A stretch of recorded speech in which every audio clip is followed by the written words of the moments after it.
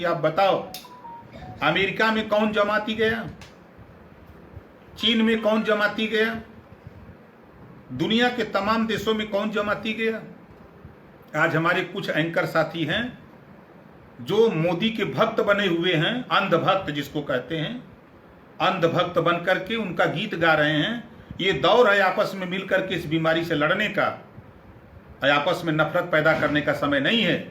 ऐसे एंकर साथियों से आपके माध्यम से कहना चाहता हूं कि आप अगर इंसान हो तो इंसानियत पैदा करो, बाबा साहब डॉक्टर अम्बेडकर के आदर्शों पे चलो। आज 14 अप्रैल है, बाबा साहब डॉक्टर अम्बेडकर के जन्मदिन पर आपको हम सुझाव देते हैं कि इनसे सीख लो। एक महामानव बाबा साहब डॉक्टर अम्बेडकर पूरे देश को ऐसा संविधान लिख करके दे दिया। आप सैकड़ों एंकर समाज को बांटने में लगे हो। आज इस बीमारी से लड़ने के लिए आपको सुझाव देना चाहिए।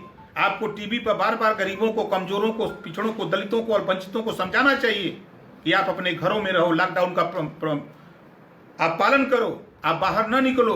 इससे आप बीमारी से ग्रसित हो सकते हो। आप साफ सफाई पर ध्यान दो, जो सरकार का निर्देश है उसका पालन करो।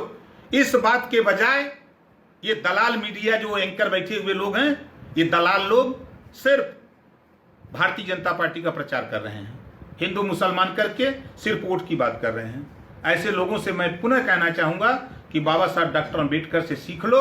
आज 14 अप्रैल है, बाबा साहब डॉक्टर अम्बेडकर का जन्मदिन है। इनसे सीख लो कि एक महामानव पूरे देश को ऐसा संविधान दिया, ऐसी सोच दिया कि जिससे आज पूरा देश अमन चैन से है।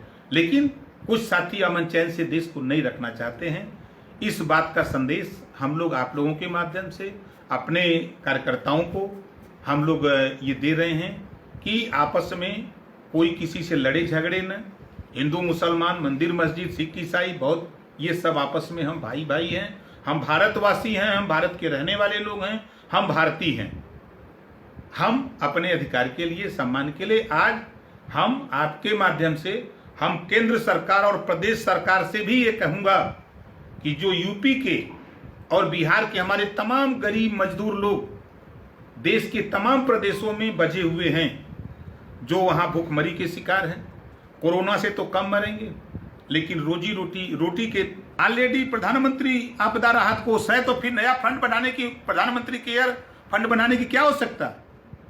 मुख्यमंत्री उत्तर प्रदेश मुख्यमंत्री फंड बनाने की क्या आवश्यकता है? जब मुख्यमंत्री आपदा राहत कोष है तो ये अलग से पैसा इकट्ठा करने की क्या जरूरत है?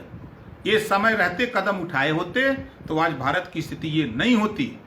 ये सबसे बड़ी लापरवाही भारत सरकार की है, जिन्होंने वीजा दिया आने जाने का, और ये लोग अगर आए तो इनको अपने देश से निकाल करके बाहर ले पहुंचाने के लिए एयरपोर्ट पहले समय से बंद कर दिए होते जनवरी में। ये उसके बाद पूरे देश में बता दिए होते, जो हमारे गरीब मजदूर फंसे हुए हैं तमाम देशों प्रदेशों में, उनको बता दिए हुए थे कि भाई ये बीमारी आ रही है, हम क्रमबद्ध ये बंद करने जा रहे हैं, तो लोग अपने अपने घरों को चले आए होते। आज वो अपने परिवार में रहते। ये 10 दिन के बाद रेलवे बंद करते, 10 दिन के बाद फिर जो है बस रोडवेज बंद कर देते।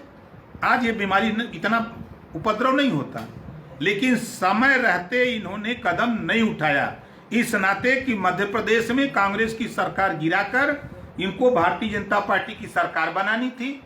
इनको रुपया इकट्ठा करना था।